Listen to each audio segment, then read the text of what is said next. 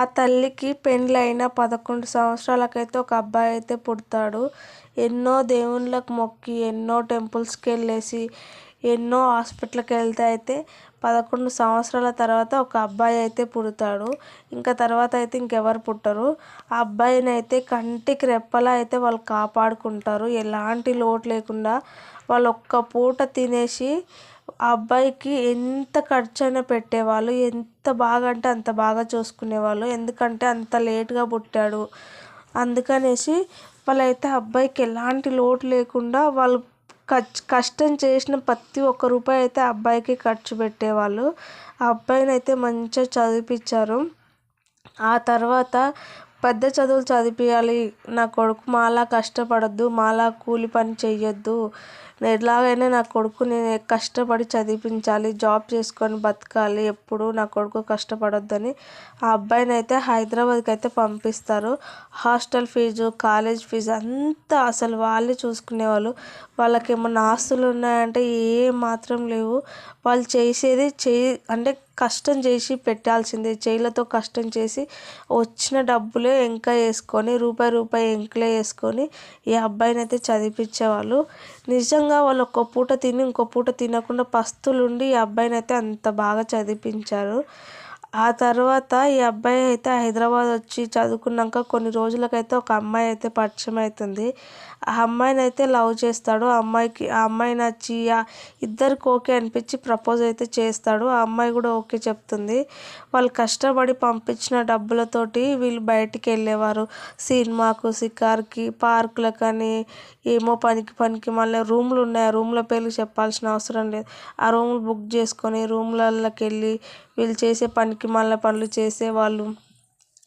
ఇట్లా కష్టపడితే వాళ్ళ తల్లిదండ్రులు చేసే కష్టం గుర్తించండి అంతే. ఇట్లా హైదరాబాద్ వచ్చి వాళ్ళు మిమ్మల్ని చదువుకోమని పంపిస్తే ఇలాంటి పనికిమాలిన పనులు కాదు చేయాల్సింది. ఒకవేళ నిజంగా సిన్సియర్గా లవ్ చేస్తే మీరు లవ్ చేసుకుంటేనే మీ చదువులు మీరు చదువుకొని పిచ్చి తిరగకుండా పిచ్చి రూమ్లలోకి వెళ్ళి ఇలాంటి పనికిమాలిన పనులు చేయకుండా నిజాయితీగా ఉండండి.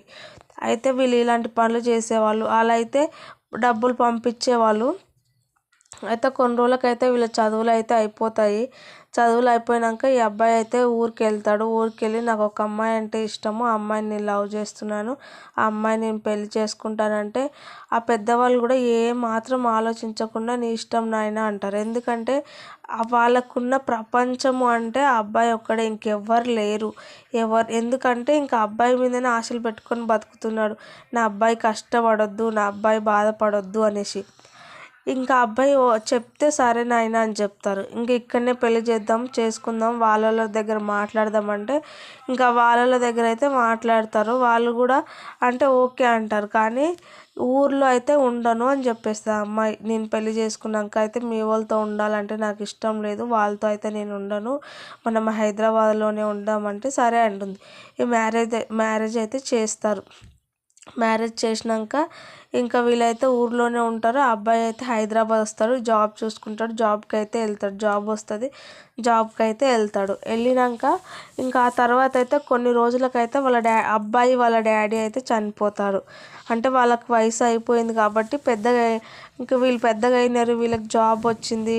ఇంకా ఆయన కూడా వయసు అయిపోయింది. కొన్ని రోజులు మంచిగానే ఉన్నాడు, బాగానే ఉన్నాడు. ఆ తర్వాత అయితే ఇంకా ఆయన అయితే చనిపోయాడు. చనిపోయినందుకు మామ చనిపోయినని కూడా పోలేదు. ఆ కొడుకు ఒక్కడే పోయేసి చూసేసి వచ్చాడు. ఈమె అయితే అసలు పోనీలే, నేను రాను, నాకు ఇష్టం లేదు అక్కడ ఊరికి రావడం, నాకు ఊరి కల్చర్ పడదు, ఆ వాతావరణం పడదు, నేను రాను అన్నది. మరి ఇంత దారుణంగా అయితే ఉండదు కదా. నాకైతే అసలు ఏమాత్రం నచ్చలేదు. అయితే అమ్మాయి అయితే పోకుండా ఉంటే అబ్బాయి అయితే వెళ్ళిపోయాడు. ఆ అబ్బాయి వెళ్ళేసి చూసి ఇంకా అన్ని కార్యక్రమాలు చేసి అంతా అయిపోయాక ఇంటికైతే మళ్ళీ హైదరాబాద్ అయితే తిరిగి వస్తాడు. అక్కడైతే వాళ్ళ అమ్మ ఒక్కతే ఉంది, ఇంకెవ్వరు లేరు. అయితే అమ్మ నువ్వు మంచిగా ఉండు అనేసి అయితే చెప్పేసి వస్తాడు.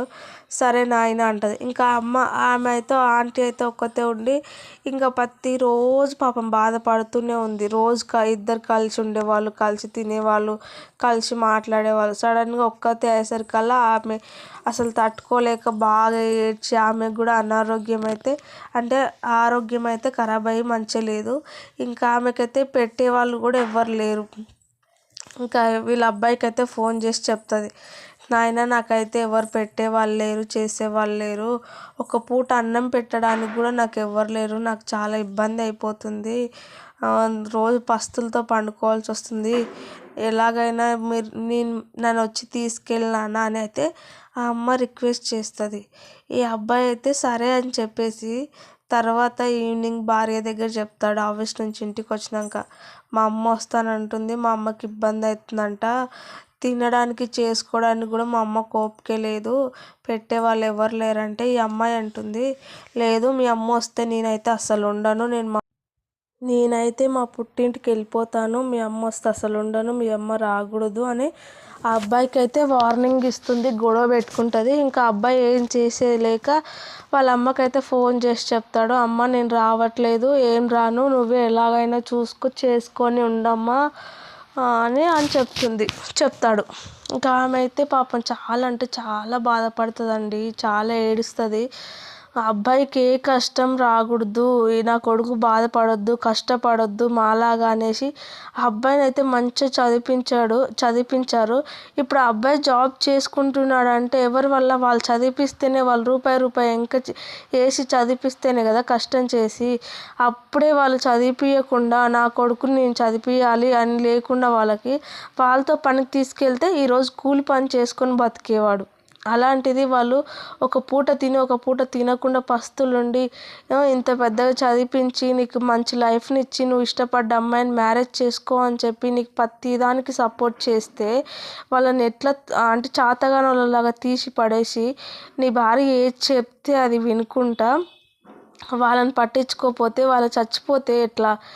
ఇప్పుడు నీ తండ్రి చనిపోయాడు, ఇప్పుడు నీ తల్లి ఒక్కతుంది, కనీసం ఆమెకు బుక్కెడు బువ్వ పెట్టలేవా, ఒక పూట అన్నం పెట్టలేవా డైలీ? ఇంత దారుణానికి దిగజారుతారా? అసలు ఎవ్వరు ఇట్లా ఉండకూడదు. నిజంగా ఇప్పుడు నువ్వు దూరంగా ఉన్నావు నీ తల్లిదండ్రి కంటే, ఇప్పుడు నువ్వు చేసుకోవడం నీ వాళ్ళకి ఇష్టం లేదు, మీ వాళ్ళు నేను పట్టించుకోవట్లేదు, నన్ను కొడుకుగా గుర్తించట్లేదు, నన్ను నా పిల్లని ఎప్పుడు గొడవ చేస్తున్నారు, ఎప్పుడు ఇంట్లో ప్రశాంతంగా ఉండనియట్లేదు, ప్రతిరోజు గొడవనే, ప్రతిరోజు కొట్లాడనే, ఇంట్లో చూసిన వాళ్ళకు బయట వాళ్ళకి గలీజ్ అవుతుంది, అదేదో దూరంగా పోవడమే బెటరు, వీళ్ళకి ఇష్టం లేనప్పుడు వీళ్ళ దగ్గర ఉండి వీళ్ళని ఎందుకు బాధ పెట్టాలి అన్నప్పుడు నువ్వు దూరంగా పోయి బ్రతకడము అది కరెక్టు.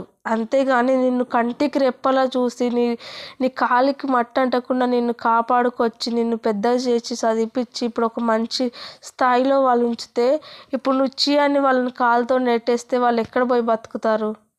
ఉన్న ఒక్క తల్లిని చూసుకోకపోతే ఎట్లా? ఇంకా నువ్వు పుట్టి లాభమేంది?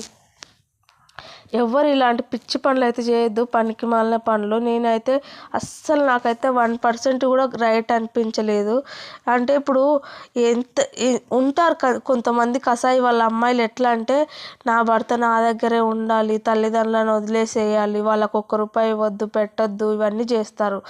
నిజంగా అండి, మంచి వాళ్ళకి ఇట్లాంటి కోడన్లు వస్తారు, అదే మంచి కోడన్లకు పనికి మాలిన అత్తలు వస్తారు. మరి అదేంటో దేవుడు అట్లా ఎందుకు ఇస్తాడో తెలియదు కానీ, అంటే మంచి వాళ్ళని ఇస్తేనే బాగుంటుంది, వేస్ట్ వాళ్ళని ఇస్తే వాళ్ళకి సెట్ అవుతుంది. అంతేగాని ఇట్లా ఇస్తే చాలా ఇబ్బంది. పాపం ఆ ముసలామె అయితే ఎంత ఇబ్బంది పడుతుందో ఆ భగవంతునికి పైన దేవునికి ఎరుక.